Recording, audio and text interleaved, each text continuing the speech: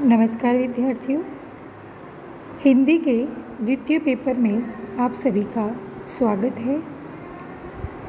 पिछले व्याख्यान के अंतर्गत हमने हिंदी भाषा पर अपने विचार रखे थे, या यूँ कहूँ कि हमने चर्चा करी थी। मैं उम्मीद रखती हूँ कि हमने जो चर्चा ऑनलाइन रखी आपको वो पूरी तरह से समझ में आई हो। आज हम इस व्याख्यान के अंतर्गत हिंदी की उत्पत्ति पर विचार करेंगे या चर्चा करेंगे और बाद में इसके विकास क्रम को समझने का प्रयास करेंगे। विगत व्याख्यान में हमने जान लिया था कि हिंदी 1000 वर्ष से भी अधिक पुरानी है, प्राचीन है। लगभग 1500 वर्ष पहले से ही हमें हिंदी शब्द का भाषा के अर्थ में प्रयोग मिलता है। भाषाविदों के अनुसार हिंदी की उत्पत्ति सिंधु से हुई है। बच्चों, इस बात का ध्यान रखना कि हिंदी की जो उत्पत्ति हुई वो सिंधु से हुई है। इस तरह के जो प्रश्न होते हैं वो हमारे प्रतियोगी परीक्षाओं में बहुत ज़्यादा पूछे जाते हैं। तो भाषाविदों के अनुसार हिंदी की उत्पत्ति सिंधु से हुई, और सिंधु से कैसे हुई ये भी देखते हैं। प्राचीन भारत में अरब फारस के यात्रियों को जब भारत में आना पड़ता था तब वे सिंधु नदी को पार करके आते थे। उन यात्रियों के लिए भारत सिंधु प्रदेश था। सिंधु नदी के किनारे पर बसने वाला ये प्रदेश क्या था? सिंधु प्रदेश। अरब फारस के लोग महाप्राण ध्वनियों का अल्प प्राण में उच्चारण करते थे। अब यहाँ पर हम बता दें कि महाप्राण किसे कहते हैं? अल्प प्राण, यानी जिन ध्वनियों का उच्चारण करने पर अधिक श्वास निकलता है उसे महाप्राण कहते हैं, और जिसको उच्चारण करने में ध्वनियों को थोड़ा सा श्वास वायु निकलती है उसे अल्प प्राण कहते हैं। अरब फारस के लोग कैसे थे? उन्होंने महाप्राण ध्वनियों का अल्प प्राण में उच्चारण करते थे। यहाँ स का ह, स बोलिए, स, उसमें प्राण वायु कितनी, श्वास वायु कितनी निकल रही है, और ह मुँह से बोलिए, आपको स्वयं पता चल जाएगा, स ह। वहीं स का ह और घ का उच्चारण द हो गया, घ द, घ और द। तो उन्होंने क्या किया? स को ह कर दिया और घ को द कर दिया। तो वे सिंधु को क्या कहने लगे? हिंदू, और हिंदू से ही हिंदी और हिंदुस्तान बने। जब वह सिंधु शब्द ग्रीक पहुंचा तो ग्रीक में स को ई और घ को ड उच्चारण करने पर, दोबारा बोलती हूँ, ग्रीक में स को ई और घ को ड उच्चारण करने पर वह इंडू बना, और इंडू से इंडिक होता हुआ शब्द इंडिया बना, जो नितांत भारतीय शब्द है।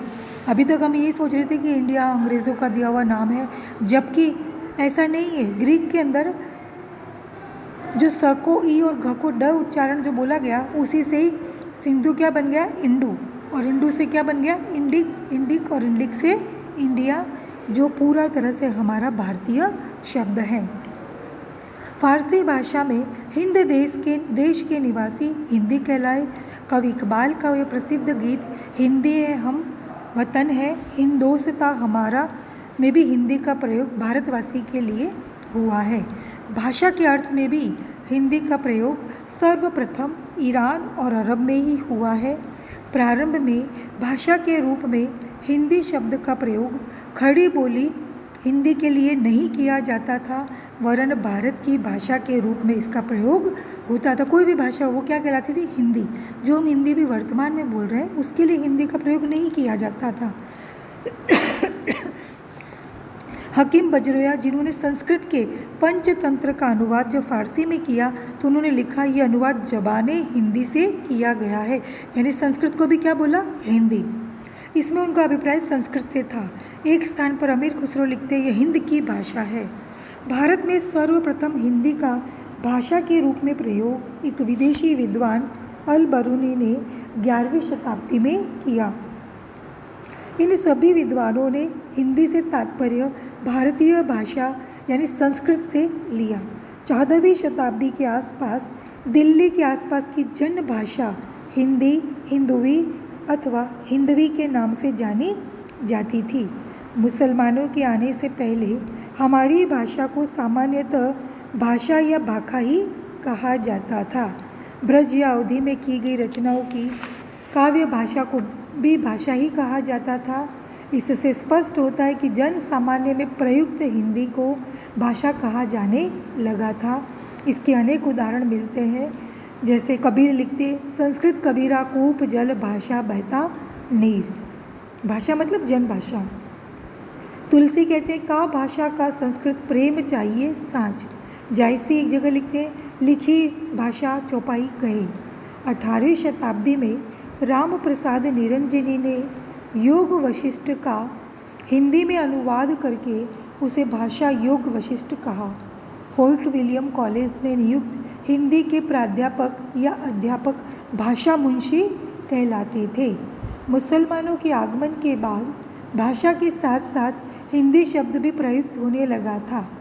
कालांतर में अंग्रेज़ों की शिक्षा नीति और भाषा नीति के विभिन्न पड़ाव पार करती हुई उत्तर पश्चिम की भारत की जन भाषा का हिंदी नाम रूढ़ हो गया। मतलब अब उत्तर भारत में जो बोली जाने वाली थी, उत्तर पश्चिम भारत में जो बोली जा रही थी जन भाषा, उसको हिंदी नाम दिया गया। संस्कृत वहाँ से हटती गई, जिसमें ब्रज, अवधी, राजस्थानी, बांगरू, बुंदेली, बिहारी, पहाड़ी आदि बोलियों का समन्वित मिश्रण था और जिसका उद्गम स्रोत सीधे संस्कृत से जुड़ता था।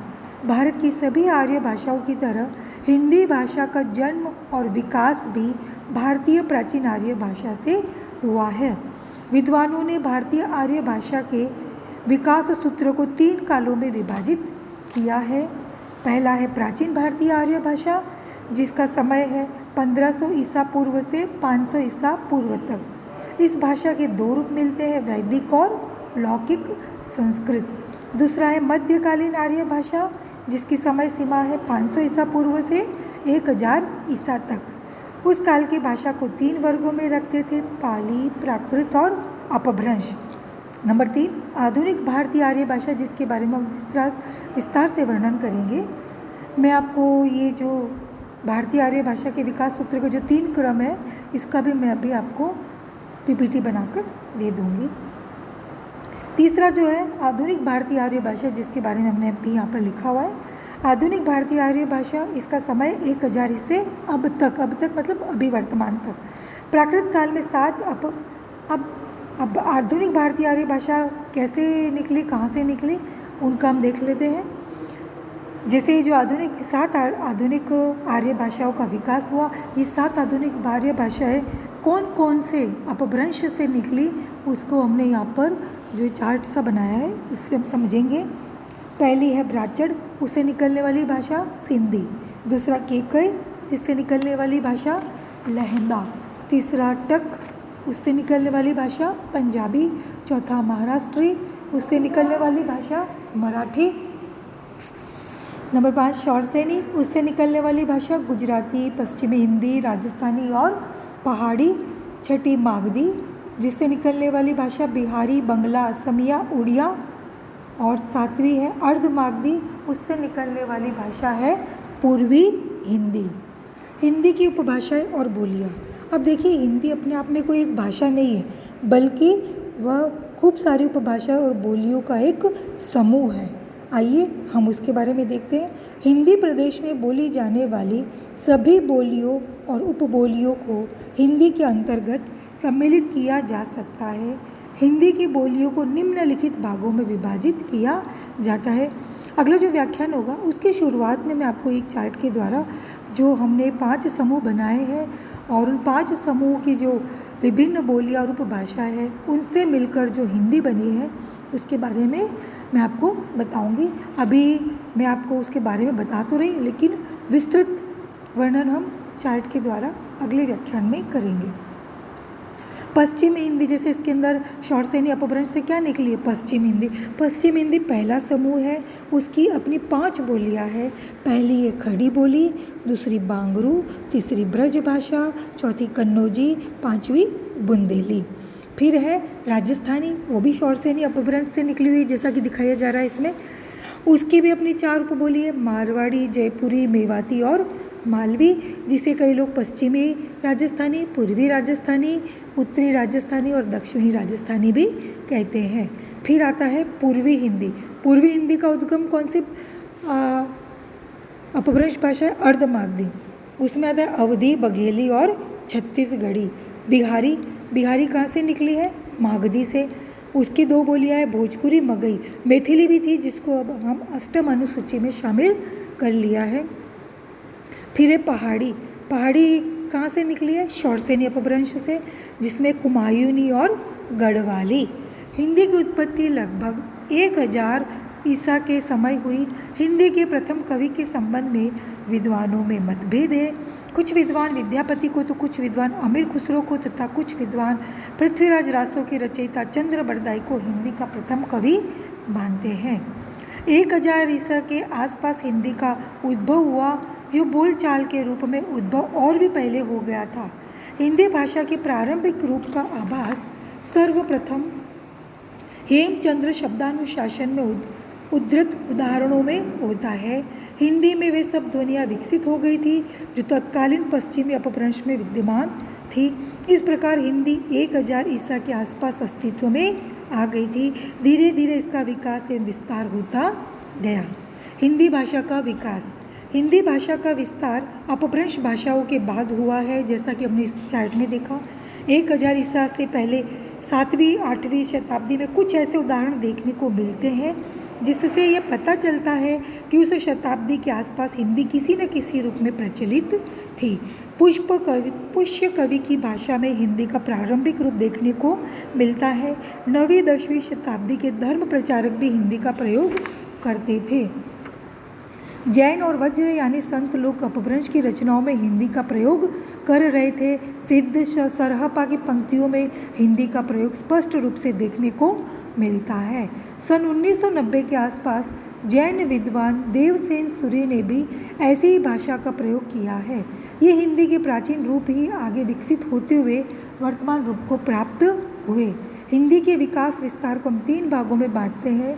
पहला आदिकाल जो 1500 ईसा तक यानी 1000 ईसा से 1500 ईसा तक, मध्यकाल 1500 से 1800 ईसा तक और आधुनिक काल 1800 ईसा से बाद तक यानी अभी तक। इसके बारे में हम कल के व्याख्यान में विस्तृत चर्चा करेंगे।